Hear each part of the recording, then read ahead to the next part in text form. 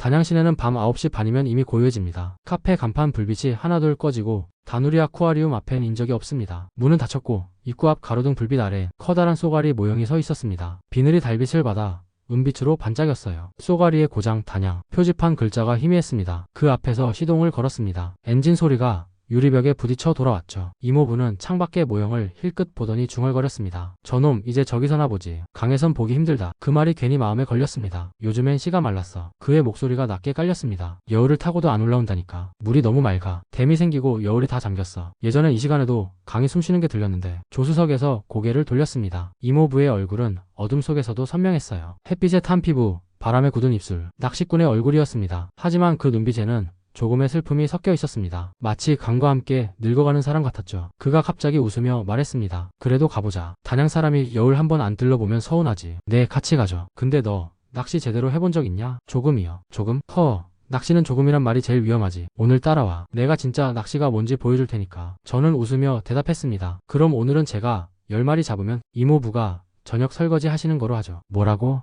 10마리? 그건 내기라기보다 농담이지. 진심입니다. 이모부는 배꼽을 잡고 웃었습니다. 좋다. 10마리 잡으면 내가 평생 설거지 할게. 근데 그 전에 너 낚싯대는 내가 빌려줄게. 내 루어 되면 한 마리는 잡을 수 있을 거야. 우리는 단양대교를 건넜습니다. 다리 아래로 남한강이 길게 펼쳐져 있었고 강 위엔 안개가 낮게 깔려 있었습니다. 봐라. 물살이 이래야 쏘가리가 움직인다. 이모부는 그 말만 하고 창밖을 바라봤습니다. 국도 5선을 타고 가곡면을 지나자 향살리로 들어가는 표지판이 보였습니다. 그곳은 단양에서도 물길이 가장 넓고 여울이 길게 누운 지역이었습니다. 달빛이 잔잔한 강 위를 스치며 흘렀습니다. 이모부가 차를 세우며 말했습니다. 여기가 향산여울이다. 이 근방에선 전설이야. 트렁크를 열었습니다. 이모부는 플라스틱 통을 꺼내더니 루어를 줄줄이 정리했습니다. 이건 민호우라고 한다. 이놈이 수면 밑에서 춤을 춰. 쏘가리는 이런 거 좋아하지. 그는 마치 제자에게 가르치듯 말했습니다. 저는 고개만 끄덕였습니다. 너는 웜 쓰지 마라. 그건 초보들이나 쓰는 거야. 네, 그 말에도 굳이 반박하지 않았습니다. 헤드랜턴을 켜고 강가로 내려갔습니다. 자갈이 사각거렸고 물결은 돌에 부딪혀 낮게 부서졌습니다. 달빛이 여울을 비추고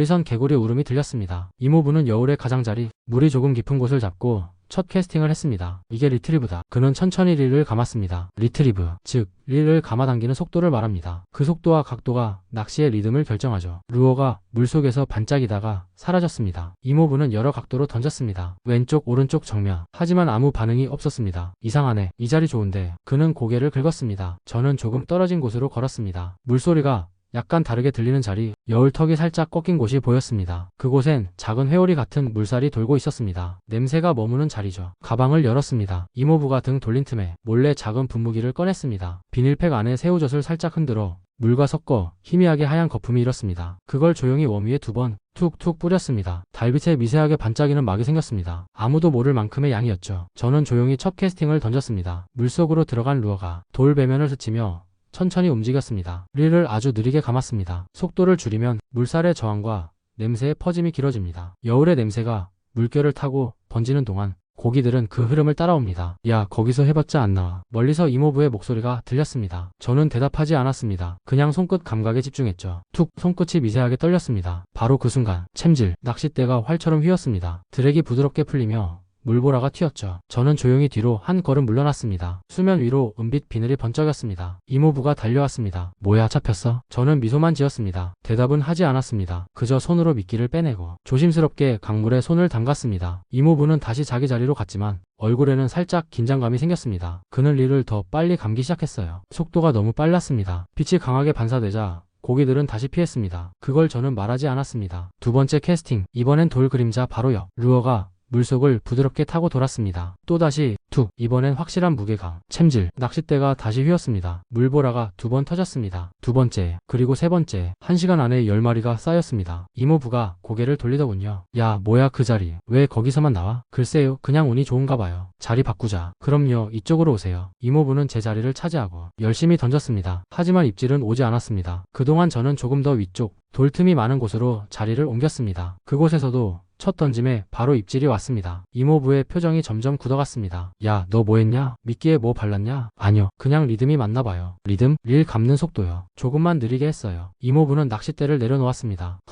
내가 낚시대회 2번이나 우승했는데 오늘은 너한테 배워야겠네. 그 말에 저는 웃었습니다. 그냥 운이에요, 이모부. 하지만 제 가방 안엔 아직도 그 작은 분무기가 조용히 누워 있었습니다. 향살리 여울의 밤은 고요했습니다. 바람조차 쉬어가는 시간, 새벽이 가까운 시각이었죠. 물 위엔 얇은 안개가 깔려 있었고 달빛은 물살 따라 천천히 움직였습니다. 이모부는 강의 상류 쪽에 서 있었습니다. 낚싯대를 번쩍 들었다가 다시 휙 던졌습니다. 루어가 물을 가르며 포물선을 그렸죠. 그의 동작은 30년의 습관이었습니다. 정확하고 빠르고, 그러나 아무 일도 일어나지 않았습니다. 야, 이놈들 오늘은 잠 다 잤나봐. 그가 중얼거렸습니다. 저는 고개를 숙이고 여울을 바라봤습니다. 달빛 아래 물의 흐름이 미묘하게 달랐습니다. 중간쯤에 돌 하나가 비스듬히 솟아 있었죠. 물살이 그 돌을 피해 돌아가며 작은 회오리를 만들고 있었습니다. 그 자리는 오래 머무는 물이 생기는 곳, 즉 냄새가 머무는 방이 만들어지는 자리였습니다. 저는 낚싯대를 세워두고 가방을 열었습니다. 작은 플라스틱 통, 새우젓이 반쯤 남아있었죠. 뚜껑을 열자 짭조름한 향이 공기 중에 흩어졌습니다. 그 향은 금세 강바람에 섞여 사라졌지만 제 머릿속엔 계산이 시작됐습니다. 물살 속도 초당 0.3m, 냄새 확산거리 약 34m. 그럼 3분 뒤엔 돌 앞쪽으로 향이 닿겠네. 저는 허리를 굽혔습니다. 그리고 강가의 큰 돌 위에 손가락 끝으로 새우젓을 톡,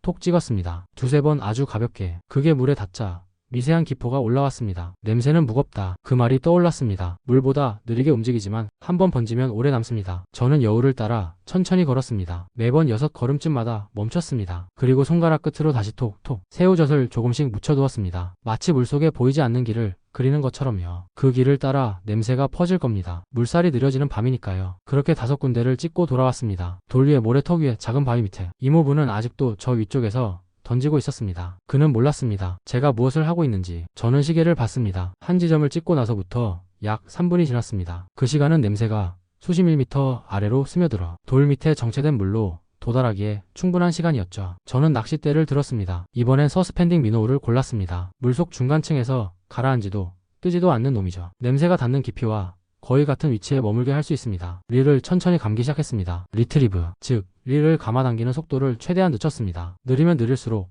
냄새와 움직임이 함께 갑니다. 첫 캐스팅은 의도적으로 돌 앞 2m 전에 멈췄습니다. 루어가 물속에서 천천히 흔들렸습니다. 그리고 툭, 손끝에 미세한 진동. 바로 챔질은 하지 않았습니다. 고기가 미끼를 건드리고 돌아설 때까지 기다렸죠. 다시 툭, 이번엔 무게가 실렸습니다. 챔질, 낚싯대가 활처럼 휘었고 드랙이 풀렸습니다. 물보라가 달빛을 깨뜨리며 튀었습니다. 이모부가 멀리서 소리쳤어요. 야, 또 왔어? 대답은 하지 않았습니다. 손끝의 진동이 더 중요했으니까요. 한참 줄을 풀었다 감고 물 위로 고기가 떠올랐습니다. 등줄기엔 황금빛 무늬가, 몸통은 청회색과 황토색이 섞여 있었습니다. 황쏘가리, 입술 사이로 새어나왔습니다. 황쏘가리는 천연기념물입니다. 한강수계의 상징 같은 존재죠. 그걸 두 손으로 받쳐들었을 때 물방울이 손등에서 흘러내렸습니다. 몸은 따뜻했고 눈은 맑았습니다. 미안. 작게 속삭이고는 손으로 살짝 떠받쳐 강물 속으로 돌려보냈습니다. 빛이 스칠 때마다 비늘 사이로 금가루가 흩어졌습니다. 그날 밤 냄새의 길이 살아있었습니다. 돌에 찍어둔 자리에 냄새가 닿은 곳마다 입질이 왔습니다. 처음 찍은 자리에서는 3분 후, 두 번째는 5분 후, 세 번째는 7분 후. 시간이 일정했습니다. 냄새가 물살을 따라 정확히 흐르고 있었던 거죠. 이모부는 그런 걸 모른 채 계속 던지고만 있었습니다. 그는 30년 동안 낚싯대를 던졌지만 냄새의 길은 던져본 적이 없었어요. 그게 차이였죠. 야, 자리 좀 바꿔봐. 그가 소리쳤습니다. 이쪽에선 안 나온다. 그러시죠. 자리를 바꿔드렸습니다. 그는 내 자리에 서서 던졌지만 입질은 없었습니다. 그가 있던 자리에서, 그러니까 새우젓을 찍어둔 길의 끝에서 제가 던졌습니다. 루어가 정확히 그 궤적 위로 떨어졌습니다. 그리고 툭, 또 왔습니다. 이모부는 입을 다물지 못했습니다. 이상하네. 너 뭐했냐? 루어가 뭐야? 저는 그냥 웃었습니다. 그냥 여울이 좋았던 것 같아요. 그는 고개를 저으며 웃었습니다. 운이 지독하게 좋다, 넌. 그 말을 듣고도 아무 대답하지 않았습니다. 운이 아니라 냄새와 시간의 계산이었으니까요. 그날 밤 그렇게 30마리를 잡았습니다. 물살이 멎을 때마다 돌 위의 냄새가 다시 움직였고 입질도 함께 왔습니다. 냄새가 머물면 고기가 머무르고 냄새가 흩어지면 고기도 흩어졌습니다. 강은 그렇게 정확했습니다. 이모부는 그 모습을 보고만 있었습니다. 담배를 꺼냈다가 그냥 주머니에 넣었습니다. 야, 오늘은 내가 졌다. 그가 말했습니다. 운이든 뭐든 오늘은 내가 강의 주인이야. 그 말에 저는 조용히 대답했습니다. 이모부, 강은 주인이 없어요. 그냥 들어가서 조용히 듣는 사람이 이기는 거죠. 새벽 3시 반, 단양대교를 건너 돌아오는 길, 다누리 아쿠아리움 앞에 쏘가리 동상이 가로등 불빛을 받아 반짝였습니다. 그 옆을 지나칠 때 이모부가 창문을 내리며 말했습니다. 그래도 저놈이 진짜 살아있는 것 같네. 예, 오늘은 그놈들이 웃고 있을 거예요. 차가 마을 어귀를 돌아 들어갈 때 이모부는 라디오를 껐다가 켰다가 하셨어요. 조용한 음악이 잠깐 흘렀다가 멎었죠. 그래도 말이야, 네가 오늘 보여준 건 기술이 아니라 운이야. 낚시는 그런 거다. 저는 웃으며 대답했습니다. 네, 운이 좋았어요. 그 말밖에 할 수 없었어요. 사실 이모부를 위해 내가 해줄 수 있는 게 이거라도 있어서 다행이었거든요. 저는 알고 있어요. 어릴 때마다 몰래 용돈을 쥐어주던 그 손, 옷 한 벌이라도 사입히고 보내던 그 마음, 이모보다 오히려 저를 더 챙기던 사람. 단양 올 때마다 꼭 고수동굴에 데려가 주시고 동굴 앞에서 조랑말을 태워주시던 분. 이게 내가 커서도 기억할 단양이다. 그렇게 늘 추억을 만들어주려 했던 분이었죠. 그래서 굳이 말하지 않았습니다. 새우젓 냄새도 돌 위의 흔적도 냄새의 길도. 그건 오직 내가 이모부를 위해 대신 해줄 수 있는 조용한 강의 인사였어요. 이모부는 아마 평생 모르실 겁니다. 그날 왜 나만 그렇게 잡혔는지. 하지만 괜찮아요. 그날 강은 우리 둘 다 기억하겠죠. 한 사람은 이유를 모르고 다른 한 사람은 이유를 말하지 않은 채로. 그리고 그게 가족이 서로를 사랑하는 가장 조용한 방식이라는 걸 그날 밤 강이 가르쳐 주었습니다. 끝.